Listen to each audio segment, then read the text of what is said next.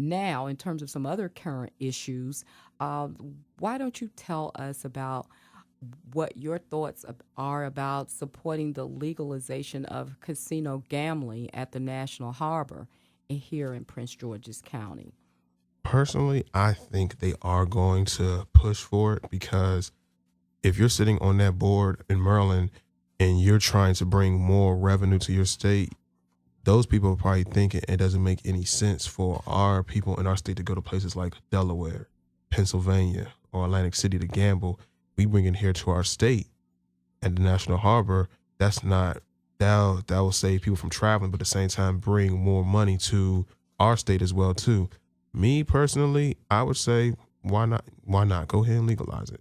Okay, but what would your friends say? And what do you think would be the ramifications for young people um, having access to this type of facility? I'm probably certain that maybe a couple of my friends will probably go down there maybe once to see what it's about. But I don't think none of my friends would be going all the time, like every weekend or every day. When they do, or if they do pass it, and the first time it is open, it's something new. I'm probably certain some of my friends might go down there maybe once, but that's it. But other than that, I don't think it's something that my friends will be doing on a constant basis, though. So you don't think that there would be a problem with gambling addiction among young people within the circle that you know? Not in the circle I know, Okay. but even still now, there's a lot of young people that do have gambling addictions, and they're just gambling like playing online poker or online Texas Hold'em. So even if you don't bring it here, some people can still get to gambling through the internet. Well, I know that this is going to be a major issue for quite a while until everyone weighs in on this. So we'll be following this to see what those results might be. Now, tell us a little bit about some concerns that you may have had in school or college. Did you experience bullying at all, or the peer pressure to drink more than you wanted to? I didn't experience bullying in college. Now, in elementary school, middle school, high school, that's a totally different story. I was bullied. Well, I wasn't physically bullied, but I was mentally and emotionally bullied. I had people made fun of me because I had a hair condition called alopecia. I was bullied because I was made fun of because I dressed differently, or because I was a smart kid, or I was quiet. I kept to myself. And when I got to college, I told myself that I'm just starting over on a new. And in middle school and high school, I was almost peer pressured to drink or do drugs, but I did not do that because I did not want to have the image of like what my grandmother would think, or what my mother would think, or what my father would think. They always told me, show to the beat of your own drum, Don't let nobody control you. Just always do you. So when I got to college, I told myself, I'm just gonna do me.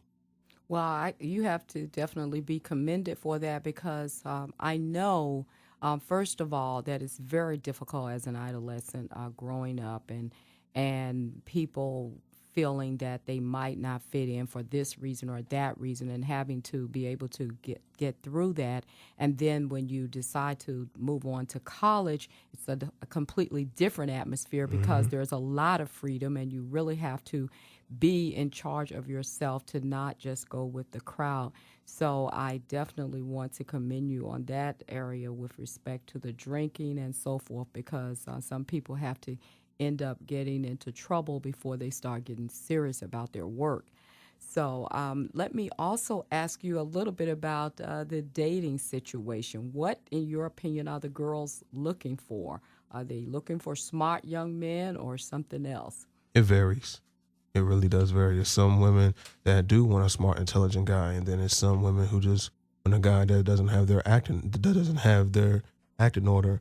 I mean, I know some women that do want a guy that's educated. He's making progress to chase his career, and then I know some women who want a guy that's just not doing anything, might be still living at home with his mother, not making a commitment to reach his full potential. I know many women on different sides of the board. So what would you say? So why would that be? I mean, is there an image with respect to what they're bringing to the relationship or what they're not bringing to the relationship? Is it this macho image or something? What? You can probably say a little bit of that. I've heard some women. I've had many female friends of mine tell me that I wanna a knucklehead a little bit. I want him to throw me around a little bit. And I asked them, you want that, but then when you do get it, you're not gonna want it no more.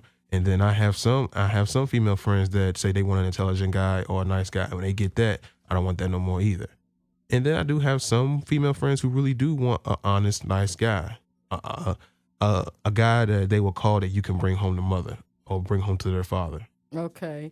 So, what influence do you believe the media or the music industry would play in promoting some of these images for young women about the kind of guys that they should be looking at? It can be a little bit of a negative. It can be a little bit of a positive. I know. I mean, when you look at the music videos, they sometimes make it seem like that a woman should be chasing a guy that has all the money, the cars, always the main guy in the club that's popping bottles. But then you have sometimes in the media, some people do stress. You should get a guy that's honest. He is about something. He is chasing his dreams. He is chasing his destinies. So like I said, it can play on both sides of the field. But I personally think that they shouldn't be the rappers shouldn't be stressing that like women need a baller. That's my opinion. Okay. Now, what characteristics would your ideal date have? Women or if you thought about it? Well, because I'm a funny guy and I like to have a good time, I would have to say down to earth, outgoing, different, honest, intelligent, likes to laugh because I like to laugh. A little bit of goofy because like I said, I'm a down to earth guy, and somebody that is a go getter. Like I chase my dreams, I chase my goals. So if you have your goals and if you have dreams, I want you to chase them as well too. Well, that's quite a nice list, Armand. You are listening to Real Talk with your host, Dr. Valencia Campbell. The Prince George's County Drug Policy Coalition, Incorporated, embraces drug policies and laws that promote the public health nature of drug abuse. For more information, you can visit our website at www.pgcdpc.com, or you can call 301-341-2247. Now we're back with my guest, Armand Hart, discussing some of the issues confronting young minority males. Let's talk a little bit about where you grew up. What was the neighborhood like? My neighborhood was it was a nice neighborhood. You had a lot of middle class families. The street I grew up on kind of felt like its own community as well too. You can say a lot of people that grew up in my neighborhood knew me. Some of my friends knew my mother because my mother was a mother that was heavily involved with me in school, meaning that she would come up to my school to help out with some of the activities. I would say my neighbor, she even played a huge factor in my life. I guess you could say she was kind of somewhat of a mother figure as well too. She basically knew me from the time I was 1 year old to now. I grew up in a nice community, a great community, family oriented. It was a great community.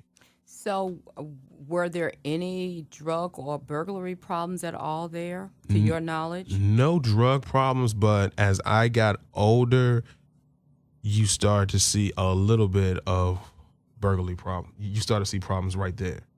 You started to see some people's houses getting broken into. It wasn't nothing major. Maybe a person's house getting broken into here or there, or somebody's car getting stolen. But other than that, it was nothing with drugs in my community. That's wonderful.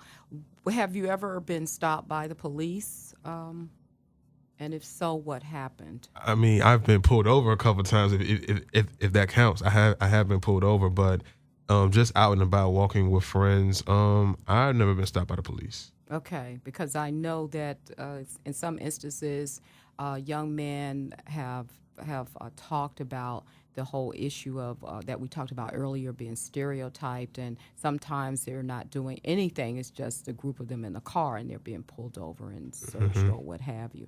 So I wanted to just get your experience with respect to that. Now, when you complete your college studies, how confident are you that you will find employment in your field? I'm extremely confident. I've done the right amount of networking. I've talked to the right amount of people. I think I have enough experience on my resume. I think I'm very confident that I will find full-time employment when I do graduate. And are you confident that you will be able to pay back your student loans Yes, as ma'am. a result of? Very confident because I had the privilege of receiving some scholarships as well too that did help out with the amount of tuition that I did have to pay, and that will help me out with the fact that I will have to be able to pay back some of my loans. So I'm extremely confident that in a set amount of time, I'll be able to pay all that back. Okay, wonderful. Now, has the election of the nation's first black president changed your view of job opportunities that will be open to you or other young men of color? It has, because I remember on that night when Obama was elected, and you heard so many people saying that now this changes everything. Now, nobody can tell you that you can only do this. Now you can only do that because we have Mr. President Obama in the office. You have a lot of older African-American males telling our younger African-American males, see right there, that should prove to you that if you want to do anything in life, you can do it. And where do you hope to be 5 years from now? 5 years from now, see myself as a very established executive or VP of a media company. That is fantastic. I really wish you much success with that, Thank you. Armand. You've been listening to Real Talk with your host, Dr. Valencia Campbell. I would love to hear from you, the listeners, about this show on some issue that may be on your mind. Again, you can visit our website at www.pgcdpc.com or call me at 301-341-2247. I want to give a special thanks to Armand for being so candid with our listening audience today.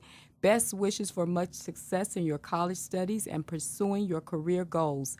Thanks for tuning in today, and see you next Saturday at noon on Real Talk. You've been listening to Real Talk with your host, Dr. Valencia Campbell. For more information about Real Talk, contact Dr. Valencia Campbell at 301-341-2247 or reach them online at valenciacampbell2003 at yahoo.com.